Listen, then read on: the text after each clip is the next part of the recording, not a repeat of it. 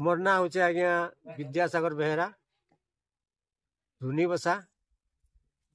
आरु मुई शिक्षकता करूली 1960 रु आरु 1994 मुई रिटायर हेली। रिटायर हला दिन ठानु आज्ञा मोर मुख्य काम होचे लोकंकर केनता उन्नति हवा आ धर्मर केनता प्रचार हवा सेटा होचे मोर मुख्य काम आज्ञा। छोट छोट छुआ मन के भी पाठ पढ़ुचे आज्ञा आर गरीब लोक मुई साहाय्य करूचे। आ देखली जे ई पातलगंगाती प्राय सबु जातिर गोटे गोटे धर्मपीठ है से कथा खबर पाई आज्ञा मुई आमर जेन ढली माझी अच्छन तांकर स्वामी अच्छन तांके दिन गोटे कहली बाबा एमती एमती कथा होचे आर सब समाज के दौछ बाबा आर आमर शुणी समाज के गोटे किसी गोटे जगह दियो बेले के बाबा से आसिक ई जगह के माड़ीदेले। माड़ीदेला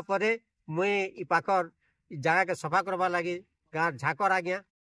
मुई डाकली आर तांके पूजा पाठ कराली आर से दिन यहाँ के सब एमती कर आज भी इटा भूमि पूजन जेन हला बाबा जे मुई झाकर के डाकिछे समस्ते आईछन आर मोर बंधु बांधव भी जेते आसीछन सबस्ते इठान उपस्थित माँ बहन भी अच्छन आर ई पाखे गोटे बाबा आम धर्मशाला गोटे तैयार करमु आर माँ गोटे छोटिया हिसाब मंदिर गोटे तैयार करमु बोलिक विचार कर बाबा सेटा भगवान उपरे से सब किछि रहला।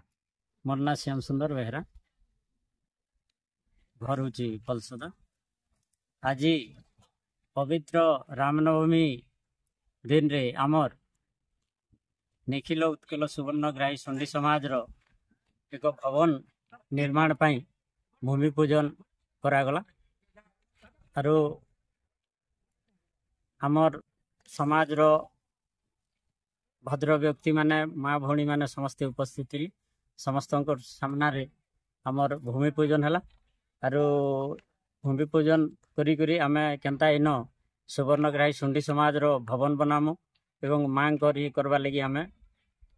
चेष्टा करूछु आरो चेष्टा करमु। केंद्र बेहरा डोमझर आइछि आज निखिल उत्कल सुवर्णग्राही सुंडी समाज रो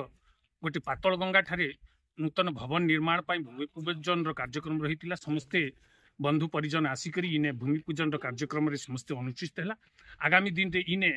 सुंडी समाज रो गोटे नूतन भवन निर्माण हवा लोक जेन माने पातल गंगा रे आसुछन आमर सामाजिक लोक माने सेने इने रहबा व्यवस्था हेबा आ समस्त खुशी ही कर जिवे समस्त कार्यक्रम मध्य पूजा पद्धति जहा हेबा सब कार्यक्रम आज सरी जाइछे आ समस्त खुशी अछन जे पातल गंगा गोटे तीर्थस्थल रे जदी सुंडी समाज रो गोटे नूतन भवन निर्माण हैला तो समस्त खुशी हेबे समस्त जाति भाई माने सेतिरे समस्त अंश ग्रहण करबे बोली करी हमर आशा आ समस्त सहयोग